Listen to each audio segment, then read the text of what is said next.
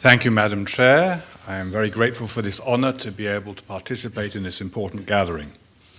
As you may have gathered, however, I'm not precisely the right person for this session, or maybe I am, but in another capacity, because I am employed to play the role of ambassador for Judaism to the religions of the world, and therefore my mandate is actually international rather than specifically local, which I've been asked to address. But at least 50% of the time I am at home, so I suppose I can talk also about local matters as well. And indeed, international matters, of course, pertain here, and especially my involvement, which within the Jewish community is rather unique with the Catholic Church, that has created a very special era in terms of Catholic-Jewish relations. In fact, it is precisely as a result of this dramatic transformation in Catholic-Jewish relations that interfaith relations generally here in the Holy Land have had a significant transformation. It's important to bear in mind that most Israelis have never met a modern Christian. Most Israelis have never met a modern Christian. Even though we love to travel abroad, and perhaps we have the Wanderlust in our blood, certainly we have suffer from a certain claustrophobia, being surrounded by a degree of hostility, so we like to get out. But when we travel abroad, we meet non-Jews overwhelmingly as non-Jews, not as professing people from any other particular faith. And therefore, the image of Christianity overwhelmingly within Israeli society is taken from the negative, tragic past. In fact, most Israelis, if they were to be honest with you, would tell you that a Christian is somebody who, if they don't want to do physical harm to them, certainly wants to steal their soul. One of the most dramatic, and of course, if there are encounters between Christians, these would tend to be within the context of a conflict, and therefore it's exacerbated by politics. One of the great transformations, and it was a great honor for me to be part of the team that established the diplomatic relations with the Vatican, was that it paved the way for the visit of Saint John Paul II in the year 2000. This was the dramatic Pope who is the symbol of the transformation in Catholic-Jewish relations. He is the true revolutionary for whom the greatest credit goes in terms of his impact, not only in terms of documents and in terms of the language which has now become ensconced within the Catholic Church of the elder brother, dearly beloved elder brother of the covenant, but because of his penchant for dramatic, symbolic, visual gestures. His visit here in the year 2000 was of enormous significance. And it was led to, I would say, a sea change in Jewish perceptions of the Christian world. To see, most people don't read the documents. Certainly most Jews don't know the Catholic documents. I'm not sure how many Catholics know the Catholic documents. But nevertheless, people watch television, they see images. And to see a pope at Yad Vashem in tearful solidarity with Jewish suffering, to discover the stories of how he saved Jewish children during the period of Shoah, how afterwards instructed children who had been baptized by adoptive Catholic parents to return them back to their original Jewish parents, to see him at the Kotel at the Western Wall, putting there the text of a prayer for forgiveness for all the terrible things done against the Jews over 2,000 years, that blew Israeli Jews' minds. That was the most dramatic testimony that a new reality had taken place. And on that visit, Pope John Paul II, at his initiative, met with the Chief Rabbinate Council of Israel and the chief rabbis. And he said to them, there are organizations that represent the Jewish world to the Catholic Church, but I would like us to have our own bilateral commission between the Chief Rabbinate and the Holy See.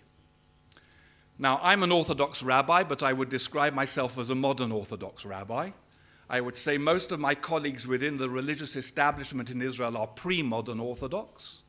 The chief rabbinate of Israel does not have a committee for dialogue with other kinds of Jews. It never thought of having a council for dialogue with another religion. But when a pope asks you to, it's rather difficult to say no.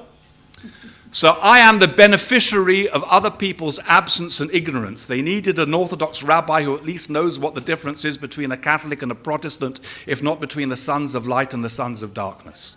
As a result, I have the honor to be involved in the engagement of the chief rabbinate with all its interfaith activities. Now, as a result of Pope John Paul II's initiative, people who had never met Christians before and who had narrow-minded perceptions began to change them. And these, we're talking about multiplicators who have ramifications beyond their own particular position.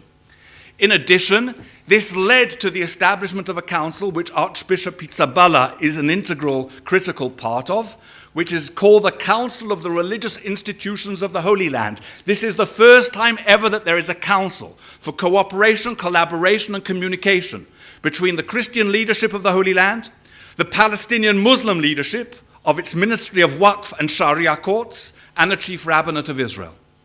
This council, it has a website, you can go and see what its work is, crihl.org, Council of Religious Institutions of the Holy Land, has three purposes. One is to keep open avenues of communication between the different religious leaders, and there it's been moderately successful, sometimes more than other. The second goal is to combat incitement and defamation. So any attack on a church or a synagogue or a mosque or a cemetery or on adherents is condemned by all three religions together, and that has been effective. The media hasn't been terribly interested because that's good news, and the media basically makes its living out of bad news. That's not the media's fault. That's something in the human breast that prefers blood and guts to good news. At any rate, that, I would say, is a moderate success. The third goal of the council is declared by all the religious representatives, is to provide religious support for political initiatives to bring an end to the conflict so that two peoples and three religions may flourish in the land. That is the declared purpose, and in that regard, it's a glorious failure, because the politicians are not interested in engaging the religious leadership in terms of addressing the challenges we face. And that's not only the local politicians, for whom I can understand it to a degree, because within Israeli society, religion has become a political commodity that is used for coalition building and for electioneering and for political dividends, and also, of course, fears on the Palestinian side that radical Islamists may capture the voice. But even those who have initiated peace initiatives have avoided engaging with religious leaders, have not met with the council or individual religious leaders. George Mitchell, who came here on behalf of the United States, or John Kerry more recently, came so many times they didn't meet with a single religious leader, let alone with the council. Not with Christian, not with Muslim, not with Jewish. Generally speaking, they have avoided. Why?